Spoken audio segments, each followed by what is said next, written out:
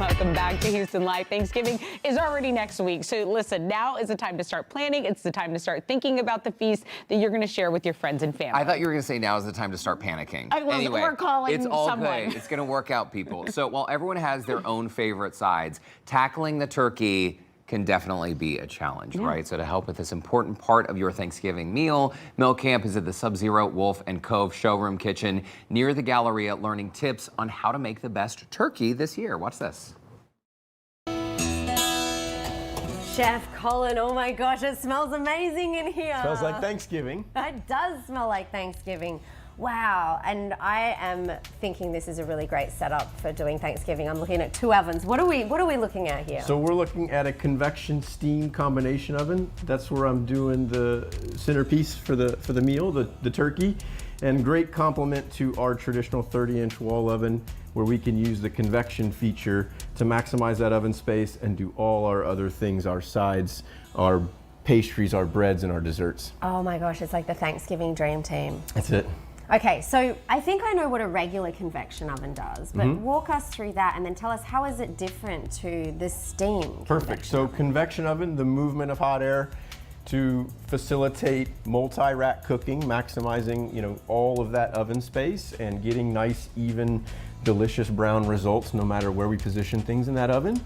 And then when we go to the convection steam combination oven, that steam, or the capability to introduce steam in combination with that hot air, gives us the moisture and the direct transfer of heat that the steam has, and not losing any of the browning and flavor development that the convection and hot air gives us. Goodness, look at that turkey. It looks absolutely amazing. Beautiful. Are we going to disrupt it if we open up and have a little peek? No, let's take a peek. Oh my gosh. Oh yeah, that looks good. All right, that brings us to turkey tips, I think. That looks amazing. I want to know how you did it and how we can replicate it for Thanksgiving. We can do that. Okay. Oh my goodness. So this is where the turkey begins its transformation into a Thanksgiving feast. This is it. Okay, you know what? I've always wanted to know, Chef Colin, turkey size. How do we know we're getting a big enough or maybe a too big bird for Thanksgiving? So I think a really good rule of thumb is a 1 pound per person that we're trying to serve.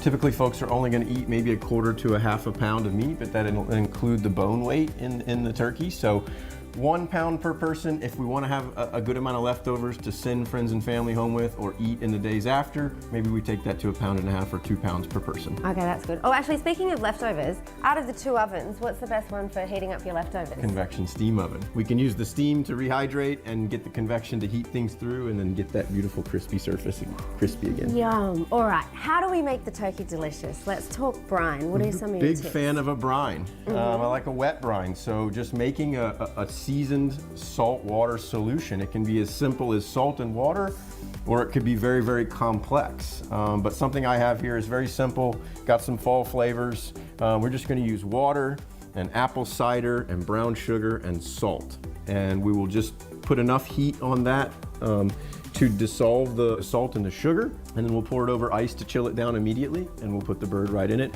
And we can leave that in the fridge overnight to marinate. If we don't have the fridge space, or we don't have enough, a container big enough for that bird, we could very much put that turkey in a really well insulated cooler, and then keep a lot of fresh ice on that. So we would just continue to top that off with ice as needed to maintain a really nice cold temperature below 40 degrees. Oh my goodness, that's a really good tip, because I definitely run out of room in my refrigerator. Most people do. Thanksgiving. So put it in a cooler, but keep that ice. Keep the ice fresh. Going, and keep it under 40 degrees. Absolutely. Okay, that's a good turkey tip.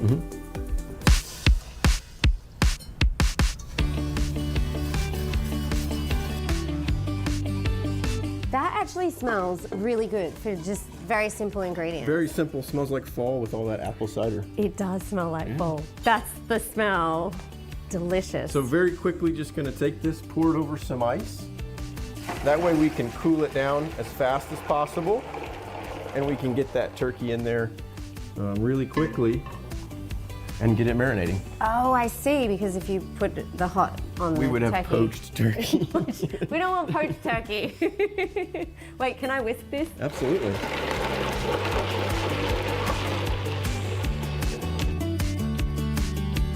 And in goes that turkey. Would you recommend testing the turkey with just some regular water so you don't maybe overflow? Great idea. But again, that good tip about having that bigger cooler, Yeah. not only frees up the refrigerator space, but make sure we have ample amount of space to fit the turkey in here. Not everybody has a big commercial style bucket like we do. No, that's true. I definitely don't. Yum! Okay, Chef, this turkey that you've got cooking in the oven is not stuffed. Are we going to stuff this turkey? We are not going to stuff this turkey. It's become more popular to do our stuffing or our dressing on the side in a casserole dish. Okay. That just eliminates the concern for cross-contamination of stuffing this turkey and getting that internal stuffing up to temperature and preventing any of that bacteria. So if we put that stuffing on the side in a casserole dish and bake it separate, just kind of eliminates that concern. Oh, okay. So it's a safety thing. No stuffing, no stuffing. Well, this looks like it needs to be cooked, but I know that one's cooked. Are we ready for our Thanksgiving feast? I think so. Oh, look at that Look at turkey. that. It smells so good. Just like Thanksgiving. And what would a turkey be without its sides? That is a feast, Chef Feast. Colin. So our turkey brined and roasted in the convection steam oven, moist and beautiful. And that freed up our convection oven to do our roasted veggies, cauliflower and fingerling potatoes, our traditional stuffing, our yeast rolls, and our pumpkin pie. Oh my goodness. Absolutely delicious. And of course, we're going to share all of the turkey tips online, including the recipes for all of the sides and how to brine the turkey. Beautiful. And you too can have a feast this great. Derek and Tessa, I might bring you back some leftovers. Maybe. Okay, we won't. We would hold love our that. roast. By the way, the food looks really good, but I had my eyes on the appliances. My mom is thinking of redoing her kitchen. Like, how about that stove? Yeah, How about that one? yeah. Anyway, okay. Get sorry. the double stove. Okay, wait, on the count of three, say your favorite Thanksgiving dish. 1, 2, 3. Stuffing. Green bean casserole. Okay. Potatoes. Okay. To get the recipes from Chef Colin's Thanksgiving feast, head to subzerowolf.com/Houston. You can also visit the Sub-Zero Wolf and Cove Houston showroom, 2800 Sage Road near the Galleria. And the phone number to give them a call, 713-599-0053. Okay, did you get that? Derek's mom, did you get that, Bobby? Okay. All the appliances. We'll for go you. after the show, Mom.